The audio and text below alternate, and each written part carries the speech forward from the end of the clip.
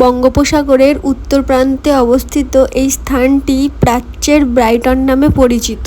কি বুঝতে পারলেন না তো আমি কিসের কথা বলছি? 1780 সালে ওয়ারেন হেস্টিংস তার লেখা একটা চিঠিতে দীঘাকে প্রাচ্যের ব্রাইটন নামটাই দিয়েছিল। দীঘা বরাবরই পরিচিত উপকূলীয় পর্যটন কেন্দ্র হিসাবে, যেখানে রয়েছে অগভীর বালুকাময় সৈকত, সুন্দর সূর্যাস্ত আর বিভিন্ন সামুদ্রিক খাবার। বাঙালিদের অন্যতম খাবার মাছ ভাত হওয়ার দরুন সমুদ্র সৈকতে সবাই বিভিন্ন রকমের মাছ ট্রাই করে। কিন্তু আমাদের মতো কজন বাঙালি আছে জানি না, যারা যেখানেই ঘুরতে যাক না কেন শুধুমাত্র একটা ভালো চায়ের দোকান খুঁজে বেড়ায়। এই যে আপনারা নিজেরাই দেখতে পাচ্ছেন, সমুদ্র সৈকতের পাশে এত ধরনের খাবার আছে, আইসক্রিম থেকে শুরু করে বিভিন্ন মাছ ভাজা থেকে শুরু করে আরো কি নেই, গোলা, সমস্ত কিছু। এত খাবার ছেড়ে দিয়ে আমরা খুঁজে বেড়াচ্ছিলাম সেই চায়ের দোকান, যেখানে নাকি মাটির ভাঁড় পুড়িয়ে কেশর দিয়ে চা বানিয়ে দেয়। আর এটা শুধু দীঘা বলে নয়, যে কোনো জায়গায় ঘুরতে গেলেই সবাই হয়তো ওখানকার যে ফেমাস খাবার আছে সেটাকে এক্সপেরিমেন্ট করে, আর আমরা এক্সপেরিমেন্ট করি চাকে। জানি না মানে এরকম চা লাভার কে কে আছো।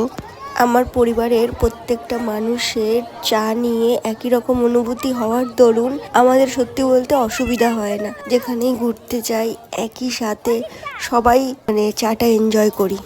দীঘায় থাকাকালীন ঠিক এরকমই একটা সন্ধ্যেবেলার ভিডিও এটা। হঠাৎ করে গ্যালারি ঘাঁটতে ঘাঁটতে চোখে পড়লো ভিডিওটা, তাই তোমাদের সাথে শেয়ার করলাম জিনিসটা।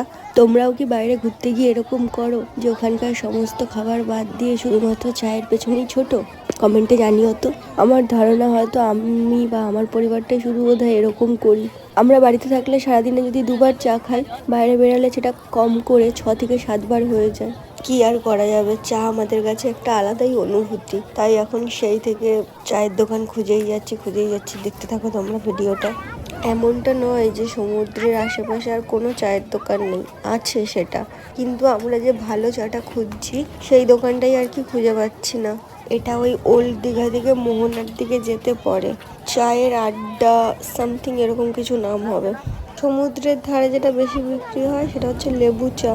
আচ্ছা, যারা যারা আমার ভিডিওটা দেখছো আর দীঘায় অনেকবার গেছো, জানো যে কোথায় ভালো ভালো চা পাওয়া যায়, তারা আমার কমেন্টে একটু অ্যাড্রেসটা দিয়ে দিও তো, যাতে আমি আবার দীঘা গেলে সেই জায়গাগুলোতে চা ট্রাই করে দেখতে পারি কিরকম। ও হ্যাঁ, ওল্ড দীঘার পাশাপাশি নিউ দীঘার চায়ের দোকানের অ্যাড্রেসগুলো কিন্তু দিয়ে দিও। তো চলো আজকের মতো টাটা, বাই বাই। সবাই ভালো থেকো, সুস্থ থেকো আর সঙ্গে থেকো।